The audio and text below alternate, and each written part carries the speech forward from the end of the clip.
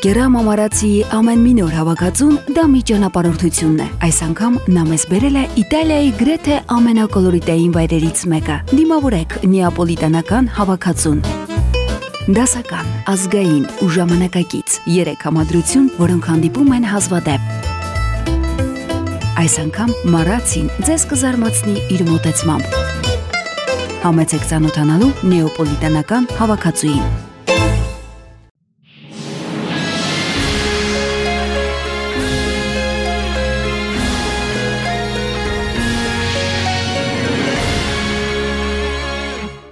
Նորատ Տեր Գրիգորյանց խորհրդային ռուսաստանյան եւ հայկական բանակների լեգենդար զորավար, գեներալ լեյտենանտ, ԽՍՀՄ ցամաքային ուժերի գլխավոր շտաբի պետի նախկին տեղակալ, Հայաստանի զինված ուժերի հիմնադիրներից մեկն է, Ռուսաստանի հայերի միության վարչության անդամ, Արևմտահայերի ազգային կոնգրեսի նախագահի տեղակալ։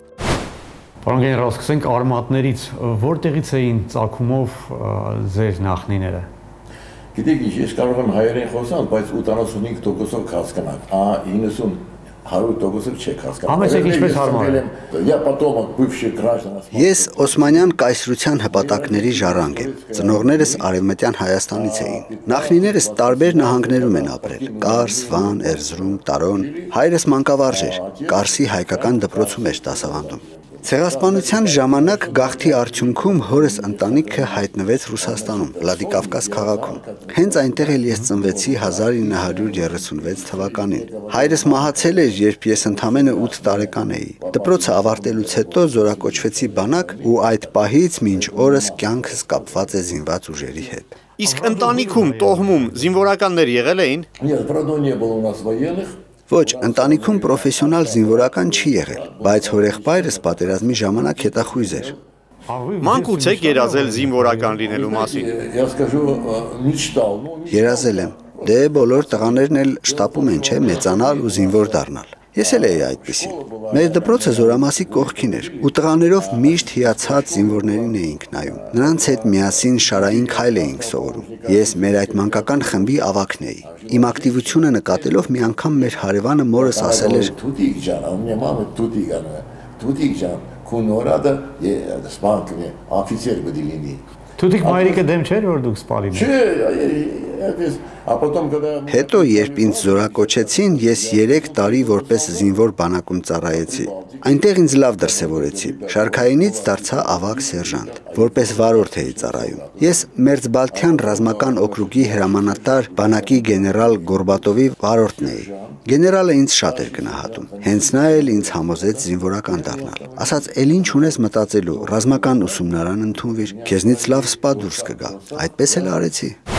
Նորատ Տեր Գրիգորյանցը զինվորական փայլուն կրթություն է ստացել, ավարտել է տանկային ուսումնարանը, սպայական դասընթացները, տանկային զորքերի ակադեմիան, ԽՍՀՄ զինված ուժերի գլխավոր շտաբի ռազմական ակադեմիան, անցել է կարիերայի բոլոր աստիճանները, ղեկավարելով նախ դասակ, հետո գումարտակ, գունդ, դիվիզիա, բանակ, զինված ուժեր։ Ծառայել է նաև ԽՍՀՄ-ից դուրս, Հունգարիայում եւ Աֆղանստանում, որտեղ մասնակցել է մարտական գործողություններին։ 1981-ից 83 թվականները եղել է Քաբուլում տեղակայված 40-րդ բանակի շտաբի պետ։ Գեներալ Տեր Գրիգորյանցը մշակել է աֆղանական պատերազմի խոշորագույն գործողություններից մի քանիսը, այդ թվում Պանշերի հայտնի օպերացիան, որի իրականացման համար Լենինի շքանշանի է արժանացել։ Այժմ այդ օպերացիան դասավանդում են Ռուսաստանի բոլոր ռազմական ակադեմիաներում, որպես ռազմավարության ու մարտավարության դասական օրինակ։ Աֆղանստանից խորհրդային միություն վերադառնալուց հետո 1983 թվականին գեներալ լեյտենանտի կոչում ստացած մեր հայրենակիցը նշանակվել է ԽՍՀՄ ողջ ցամաքային ուժերի գլխավոր շտաբի պետի տեղակալ։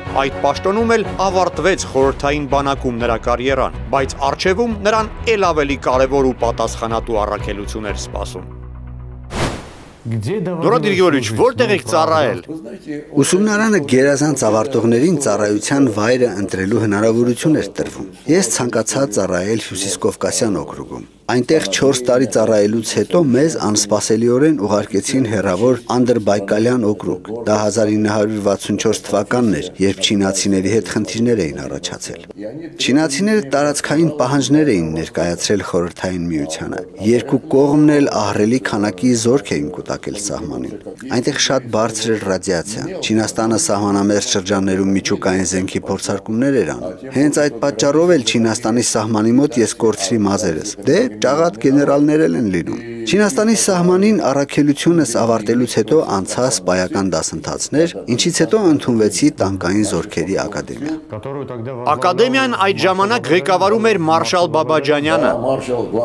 Այո, բայց իմ ընդունվելուց հետո նա անմիջապես նոր նշանակում ստացավ։ Ես հասցրի նրա հետ հանդիպել ու ծանոթանալ։ Տանկային ակադեմիան ավարտելուց հետո ինձ ծառայության ուղարկեցին Հունգարիա, ուր տեղակայված էին խորհրդային զորքերը։ Հունգարիայում ինձ նշանակեցին տանկային գնդի հրամանատար։ Մեր գնդի տանկիստները լավագույնն էին դիվիզիայում։ Իդեպ ասեմ, որ ես ինքս էլ տանկ վարելու վարպետ եմ։ Հիմա էլ որ տանկի ղեկին նստեմ, հանգիստ կվարեմ այն։ Չկասկածեք։ Գնդի հրամանատարի պաշտոնից հետո նշանակվեցի դիվիզիայի շտաբի հրամանատար։ Իմ ենթակայության տակ էին ավելի քան 300 տանկ, 600 զրահամեքենա, հրետանի, հրթիռային համակարգեր միջուկային մարտագլխիկներով ու 14000 զինծառայող։ Ընդամենը 39 տարեկան էի, երբ գեներալի կոչում ստացա։ Երբ խորհրդային միության զինված ուժերի գլխավոր շտաբի հրամանատար մարշալ Օգարկովը եկավ Ստուգայցի, համոզվեց, որ իմ ղեկավարած դիվիզիայում ամեն ինչ գերազանց է։ Մարշալը երևի ինձ շատ էր սիրել։ Միշտ հետևում էր ինձ։ Երևի հենց նրա առաջարկով ինձ որոշեցին ուղարկել գլխավոր շտաբի ակադեմիա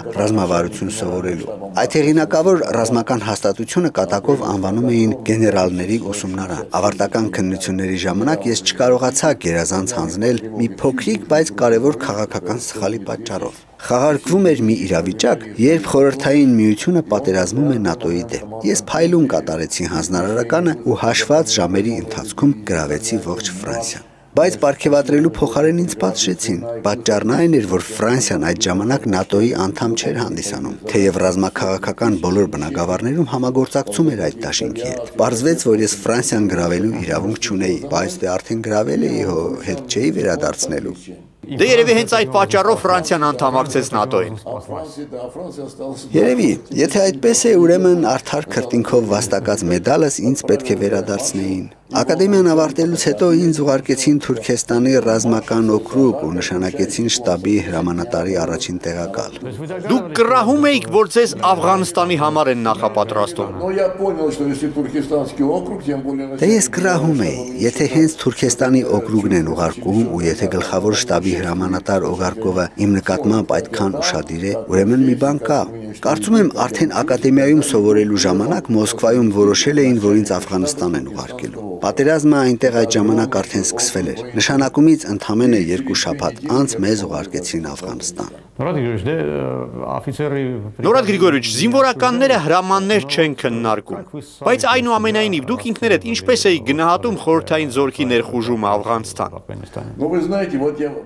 Գիտեք, կարելի է տարբեր կերպ գնահատել այդ պատերազմը, բայց մի բան պետք է հաշվի առնենք։ Մենք պատերազմում էինք հենց այն ծայրահեղական իսլամիստների դեմ, որոնք տարիներ անց մեր դեմ կռվեցին Արցախում, իսկ հիմա ահաբեկում են ողջ մերձավոր Արևելքը։ Մեր թշնամին իսկապես արժանի էր ոչնչացման։ Եթե մենք Աֆղանստանում կարողանայինք մինչև վերջ հասցնել մեր գործը, չէին լինի Ադրբեջանի կողմից հայերի դեմ կռվող մոջահեդները, եւ Սիրիայի ու Իրաքի ժողովուրդները իսլամական պետություն խմբավորման ձեռքը այսօր կրակը չէին ընկնի։ Բայց այն ժամանակ մենք այդ ամենի մասին իհարկե չէինք մտածում։ Մենք հրաման էինք կատարում, որը, ինչպես ճիշտ նշեցիք, չէր կարելի քննարկել։ Աֆղանստանում խորհրդային ռազմական առաքելության կազմում ես կարևոր դեր էի խաղում։ Քաբուլում ղեկավարում էի Թուրքեստանի ռազմական օկրուգի օպերատիվ խումբը։ Ի պաշտոնե ժամանակ առ ժամանակ հատուկ չվերթով թիկնապահների ուղեկցությամբ մեկնում էի Մոսկվա ու զեկուցում էի օպերատիվ իրավիճակը խորհրդային միության պաշտպանության նախարար Ուստինովին։ Անձամբ նախարարի հետ էիք շփվում։ Այո, բայց նրան զեկուցելուց առաջ մենք քննարկում էինք իրավիճակը մյուս մարշալների հետ, այդ թվում նաև ինժեներական զորքերի հրամանատար մարշալ Օհանովի հետ։ Նա ինքնադարսևորում էր իրեն որպես հայի։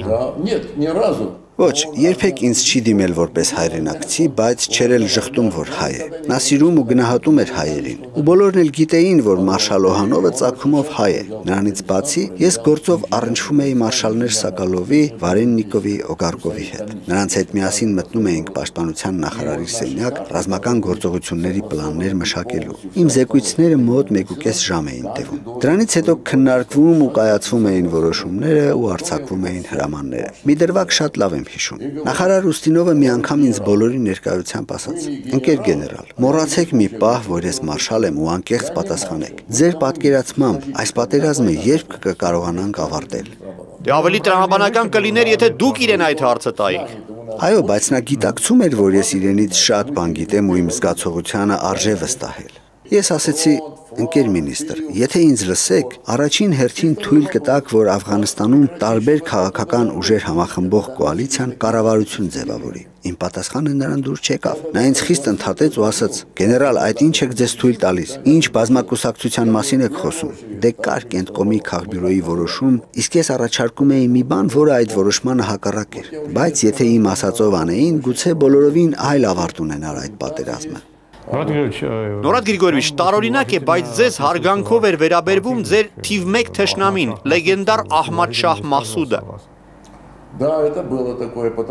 Այո, այդպես է։ Պետք է ասեմ, որ նա էլ արժանի հակառակորդ էր։ Ընդհանրապես ասեմ, պատերազմում պարտադիր է հարգել հակառակորդին։ Չի կարելի արհամարել նրան։ Ահմադ Շահ Մասուդը շատ գրագետ զորավար էր։ Նա խարիզմատիկ ու ուժեղ անձնավորություն էր ու փայլուն կազմակերպիչ։ Նա նաև գաղափարական մարդ էր։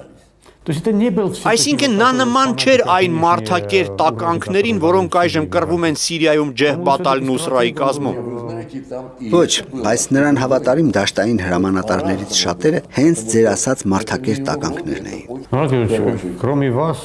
Նորադ Գրիգորիևիչ, ձեզանից բացի եւս մի քանի հայ գեներալներ պատվով կատարեցին իրենց առաքելությունը Աֆղանստանում։ Դուք նրանց հետ առնչվում էիք։ Երբ իմանում էինք, որ նոր հայ սպա է գործուղվել Քաբուլ, անմիջապես փորձում էին նրան գտնել, օգնել մի բանով։ Հայաստանը խորհրդային միության մասն էր, ու դա նշանակում է, որ մենք բոլորս հայրենիքին էինք ծառայում։ Հայ սպաները իրենց շատ լավ են դրսևորել Աֆղանստանի պատերազմում։ Աֆղանստանում է բացահայտվել հայ ազգի գեներալներից շատերի զորավարական տաղանդը, ահա նրանցից մի քանիսը միայն։ Հայաստանի ազգային բանակի ստեղծման գործում մեծ վաստակ ունեցած գեներալ-մայոր Արտուշ Հարությունյանը պաշտպանության փոխնախարար դառնալուց տարիներ առաջ ղեկավարել է խորհրդային 860-րդ մոտոհրաձգային գունդը, որը տեղակայված է եղել Աֆղանստանի Բադախշանի նահանգում։ Մարտերում ցուցաբերած արիության համար նա ներկայացվել էր խորհրդային միության հերոսի կոչմանը, Լենինի շքանշանի է արժանացել։ Գեներալ գնդապետ Ստեփան Առաքելյանը Աֆղանստանի ինժեներական զորքերի հրամանատարի գլխավոր խորհրդականն է եղել։ Մարտերում մի քանի անգամ վիրավորվել է։ Նորադ Տեր-Գրիգորյանցի հետ միասին մշակել ու իրականացրել է Պանշերի հայտնի գործողությունը, որի արդյունքում շրջափակումից ազատագրվեց խորհրդային 14-րդ դիվիզիան։ Քաղաքագիտության դոկտոր գեներալ լեյտենանտ Հայկ Քոթանջյանը Աֆղանստանում ծառայել է որպես ռազմաքաղաքական հարցերով խորհրդական։ Նաև նրա ջանքերի արդյունքում մոջահեդների առաջնորդներից շատերը ի վերջո համաձայնվեցին համագործակցել Մոսկվայի հովանավորած Քաբուլի վարչակազմի հետ։ Հայաստանի զինված ուժերի գլխավոր շտաբի հրամանատար ԼՂՀ պաշտպանության նախկին նախարար գեներալ լեյտենանտ Մովսես Հակոբյանը 1987-88 թվականներին Ֆայզաբադ քաղաքում տեղակայված մոտոհրաձգային վաշտներ ղեկավարում։ Լեգենդար Արկադի Տեր-Թադևոսյանը կոմանդոս մականունը ստացավ հենց Աֆղանստանում։ Ռելիեֆային պայմաններում վարպետորեն մարտեր կազմակերպելու համար նրան անվանում էին նաև Լեռների աղվես։ Այդ փորձը նրան շատ օգնեց 1992-ի մայիսին Շուշիի ազատագրման գործողությունը մշակելիս։ Նորադ Գրիգորիևիչ, ասում են Աֆղանստանում իրականացված օպերացիաներից մեկը հաջողությամբ է պսակվել շնորհիվ այն բանի, որ երկու հայ գեներալներ մարտի ժամանակ իրար հետ շփվում էին հայերեն, ու իրենց զրույցը գաղտնալսող հետախույզները չէին կարողացել գաղտնազերծել հրամանները։ Իսկապես եղել է այդպիսի բան։ Մեր դիվիզիաներից մեկը շրջափակման մեջ էր ընկել, պետք էր փրկել։ Ու այդ պատասխանատու օպերացիան մարշալ Սոկոլովը հանձնարարել էր ինձ ու գեներալ Ստեփան Առաքելյանին։ Մենք երկու կողմից պետք է գրոհեինք դժմաններին, բայց օպերացիայի ընթացքում պետք էր կապ պաշտպանել ու համաձայնեցնել գործողությունները։ Մենք գիտակցում էինք, որ մեր ռադիոկապը հակառակորդը կարող է գաղտնալսել։ Ամերիկացիները նրանց այդ հարցում օգնում էին։ Ու որպեսզի դա բացառենք, պայմանավորվեցինք Առաքելյանի հետ, որ ամբողջ կապը իրականացնելու ենք հայերեն։ Դուշմանների հետախույզները խուճապի մեջ էին։ Նրանց ողջ հույսը այդ գաղտնալսումն էր։ Իրենք ամեն ինչ լսում էին, բայց ոչինչ չէին հասկանում։ Ու արդյունքում մենք ազատեցինք մեր հազարավոր զինվորներին, չտալով ոչ մի զոհ։ Եթե երկուսդ էլ հայ չլինեի, գուցե եւ չհաջողվեր իրականացնել այդ գործողությունը։ Միգուցե, գլխավոր շտաբում դրանից հետո բոլորը խոսում էին այն մասին, թե ինչպես երկու հայ մայրենի լեզուն իմանալու շնորհիվ կարողացան մի ողջ դիվիզիա փրկել։ Նորեկ Գրիգորիչ, Աֆղանստանից հետո ձեր կարիերան ինչպես էր դասավորվում։ Աֆղանստանից հետո ինձ ուղարկեցին Բելոռուսիայի տանկային բանակը ղեկավարելու։ Այդ նշանակումից հետո ընդամենը 2 շաբաթ անց ինձ զանգահարեց զինված ուժերի ցամաքային զորքերի գլխավոր շտաբի պետն ու ասաց, որ ուզում է, որ ես իր տեղակալը լինեմ։ Դե ես ասացի, ինչ հրաման լինի, այն էլ կկատարեմ։ Այդպես հայտնվեցի Մոսկվայում, աշխարհի թիվ 1 միջուկային գերտերության ողջ ցամաքային ուժերի կազմակերպչական մոբիլիզացիոն վարչությունն էի գլխավորում, զբաղեցնելով շտաբի պետի տեղակալի պաշտոնը։ 216 դիվիզիա կար իմ ենթակայության տակ։ Դա քանի մարդ է։ 1.5 միլիոն մարդ։ 1.5 միլիոն մարդ է ղեկավարել։ Դե ես պատասխանատու էի այն համակարգի համար, որը միավորում էր այդքան մարդու։ Հայաստանի բնակչության կեսից ավելին, 4200 զինկոմիսարիատ էր գործում իմ ենթակայության տակ։ Ես ունեի 6 տեղակալ, բոլորն էլ գեներալներ։ Փոքր պետություն ղեկավարելու պես մի գործ էր դա։ Նորեկ Գրիգորիչ, այդ ժամանակ արդեն Ղարաբաղյան շարժումը սկսվել էր։ Դուք հետևում էիք Երևանում ու Ստեփանակերտում զարգացող իրադարձություններին։ Այո, հետևում էի, վերլուծում էի տեղեկատվությունը, թեև մեզ քիչ բան էին հայտնում։ Ես գիտակցում էի, որ Սումգայիթում եղածը ցեղասպանություն է ու որ եթե համարձակ քայլեր չձեռնարկվեն, ցեղասպանությունը կարող է կրկնվել։ Վրդովված էի, երբ իմացա, որ խորհրդային զորքերը Շահումյանում օղակ գործողությունը կատարեցին հայերին այնտեղից տեղահանելով։ Բայց ի պաշտոնե ես չէի կարող ազդել այդ ամենի վրա, կանխել դա։ Կային բաներ, որ գաղտնի էին պահվում զինված ուժերի գլխավոր շտաբից։ ԽՄԿԿ քաղբյուրոն որոշումները կայացնում էր, ներքին զորքերը դրանք կատարում էին։ Ցամաքային զորքերին հեռու էին պահում այդ ամենից։ Համենայն դեպս անում էին այնպես, որ իմ ղեկավարած վարչությունը որևէ առնչություն չունենա այդ ամենի հետ։ Գուցե պատճառը իմ ազգային պատկանելությունն էր։ Դե ես հայ լինելով հազիվ թե կարողանայի անկողմնակալ լինել նման հարցերում։ Բոլորը գիտեին, որքան հավատարիմ եմ ես Հայաստանին։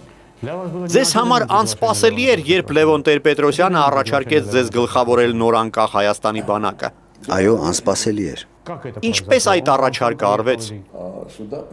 Մոսկվա էր եկել Հայաստանի Գերագույն խորհրդի պաշտպանության հանձնաժողովի նախագահ Վազգեն Սարգսյանը։ Այն ժամանակ պաշտպանության նախարարություն դեռ չկար։ Վազգենն էր փոխանցել այդ առաջարկը։ Ես առանց ղեկավարության հետ համաձայնեցնելու նման որոշում կայացնել չէի կարող։ Մի օր ինձ զանգահարեց մարշալ Վարեննիկովը ու ասաց, որ պաշտպանության նախարար Պավել Գրաչովը ուզում է ինձ տեսնել։ Գրաչովը Աֆղանստանում իմ ստորադասն էր։ Ես նրան շատ բան եմ սովորեցրել։ Նա ինձ միշտ ուսուցիչ էր անվանում։ Գնացի։ Ու նա ինձ ասաց. «Ուսուցիչ, Լևոն Տեր-Պետրոսյանը ուզում է, որ դու գնաս Հայաստան, նա մտադիր է ազգային բանակ ստեղծել։ Ուզում է, որ դու այդ գործը ստանձնես։ Իմացիր, եթե որոշես գնալ Հայաստան, ես դեմ չեմ լինի»։ Ես անմիջապես պատասխանեցի, որ որոշումս կայացրած է ու խնդրեցի ինձ զորացրել։ Դա քաղաքական որոշում էր։ Պավել Գրաչովին պետք էր, որ դուք մեկնեք Հայաստան բանակ ստեղծելու։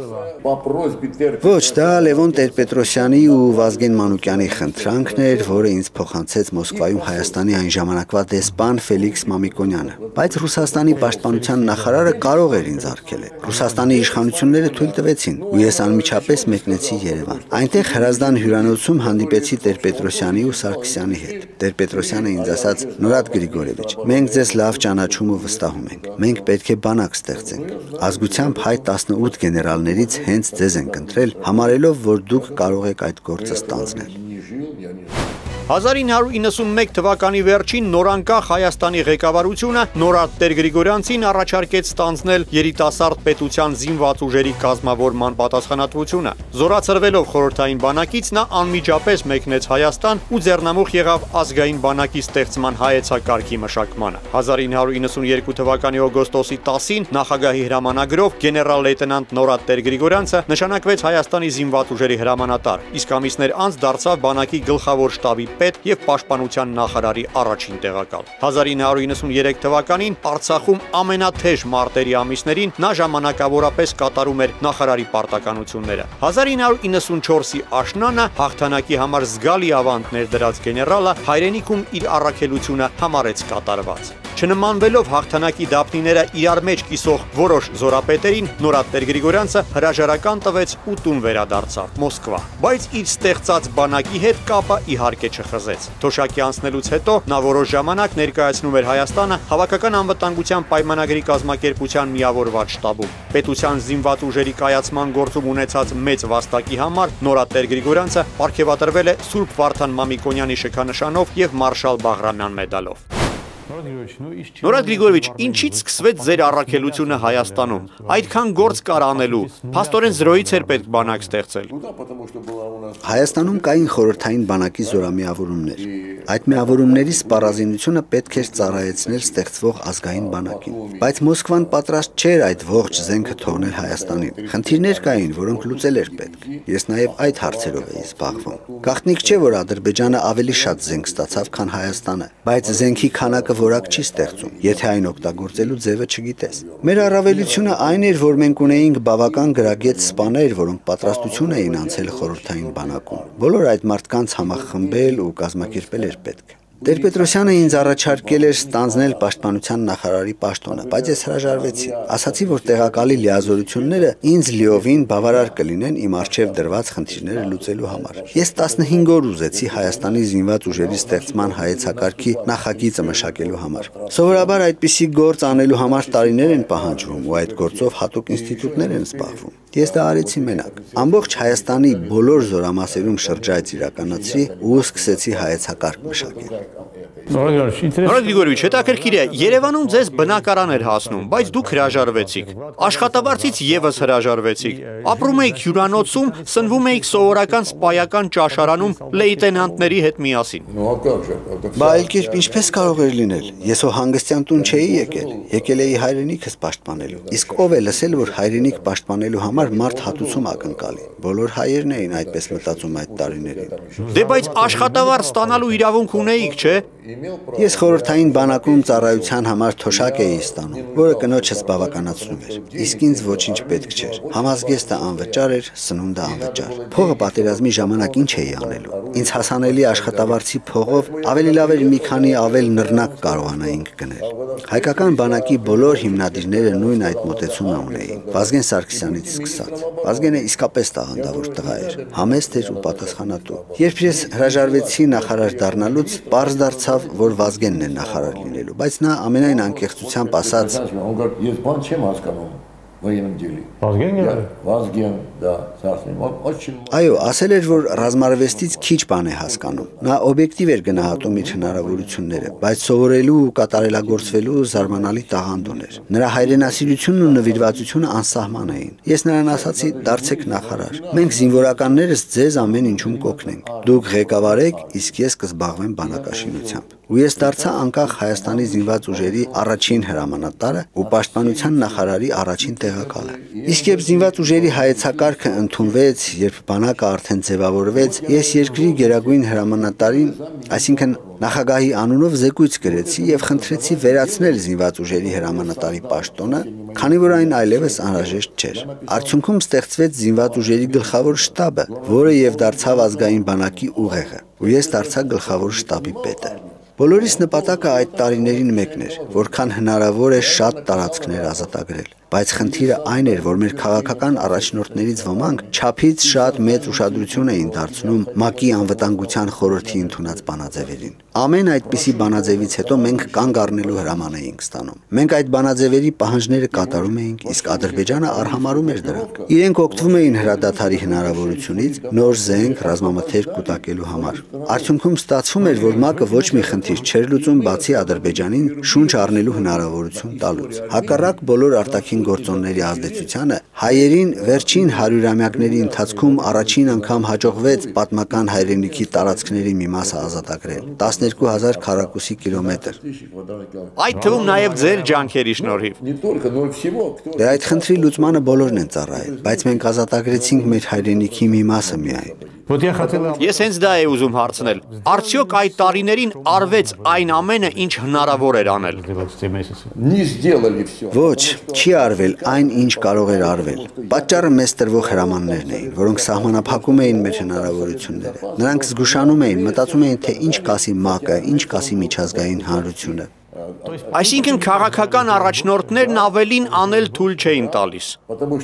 Այո, մենք չգնացինք Շահումյանի շրջանը ազատագրելու։ Մարտակերտի շրջանի որոշ տարածքներ նույնպես հակառակորդի վերահսկողության տակ մնացին, թեև այնտեղ հարթ տարածք էր ու կարող էինք հեշտությամբ հետ գրավել։ Իսկ պատճառը այն էր, որ կանգ առնելու հրաման էինք ստացել։ Մենք երբեմն ստիպված էինք լինում չենթարկվելով հրամանին շարունակել առաջ խաղացումը, քանի որ կանգ առնելու հրամանը տրվում էր այն պահին, երբ բարձունքը դեռ ադրբեջանցիների ձեռքում էր։ Մենք շարունակում էինք գրոհը, գրավում էինք բարձունքը ու դրանից հետո նոր կանգ առնում։ Իսկ Երևանին զեկուցում էինք, թե իբր հրամանը ուշ էր տեղ հասել։ Ահա այդպիսի բաներ են եղել։ Իսկ եթե այդպես չանեինք, մենք հիմա բարձունքները չէինք վերահսկի ու ապրիլյան պատերազմի ժամանակ մեր դիրքերը շահեկան չէին լինի։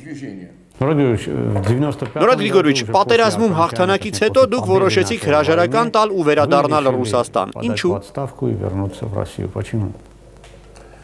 Նախ 1994 թվականին էր, երբ շատ վրդովված էի։ Մայիսի 12-ին ադրբեջանցիների հետ բանակցությունների ուղարկվեցին մարդիկ, ովքեր այդ գործից ոչինչ չէին հասկանում։ Ինձ դա ծայր աստիճան վրդովեցրել էր։ Գիտեք, ես երբեք չեմ հայհոյում, հավատացեք, ու ոչ էլ օղի եմ խմում։ Այո, պատկերացրեք, այդպիսի գեներալներ լինում են, որ օղի չեն խմում ու չեն հայհոյում։ Բայց այդ օրը ես դժվարությամբ էի ինձ զսպում, որ մի երկու թունդ խոսք չասեմ։ Խնդիրը այն էր, որ բանակցությունների առարկան բոլորովին անընդունելի էր մեզ համար։ Մենք հաղթած երկիր էինք ներկայացնում։ Մենք պետք է բանակցեինք միայն կապիտուլյացիայի պայմանների շուրջ, բայց արդյունքում չգիտես ինչու կնքվեց համաձայնագիր կրակի դադարեցման մասին։ Բայց ինչու հաղթած երկիրը պետք է համաձայնի այդպիսի համաձայնագրի կնքմանը։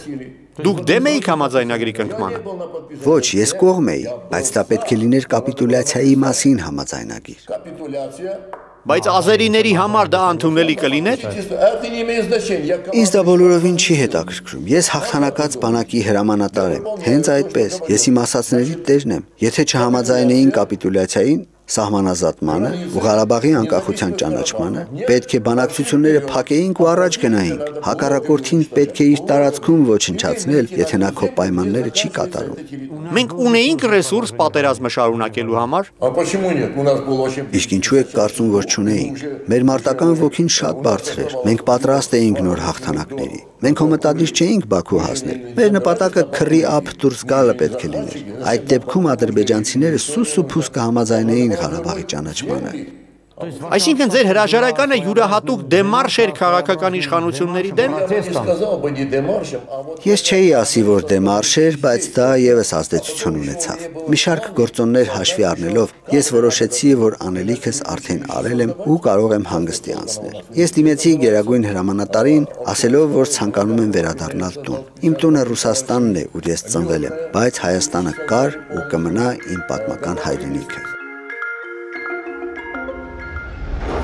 Նորադ Գրիգորովիչ, ողջ ձեր կյանքը ռազմական ասպարեզում ու անձնական կյանքում հաղթանակների երկար շարք է։ Իսկ ո՞րն եք համարում ձեր կյանքի ամենամեծ նվաճումը։ Ամենամեծ ձեռքբերումը այն էր, որ նաև իմ ջանքերի արդյունքում հաջողվեց կանխել Արցախում հայերի ցեղասպանությունը։ Մենք թույլ չտվեցինք, որ արցախահայության հետ անեն այն, ինչ կատարվեց արևմտահայերի հետ։ Դրանով մենք նաև պաշտպանեցինք հայի պատիվը ողջ աշխարհում։ Մենք ցույց տվինք մեր մյուս բոլոր պոտենցիալ թշնամիներին, որ հայերին այլևս նեղացնել չի հաջողվի։ Միթե դա ձեռքբերում չէ։ Դա մեծագույն ձեռքբերում է, ու աշխարհում ապրող 11 միլիոն հայերը երախտապարտ են ձեզ դրա համար։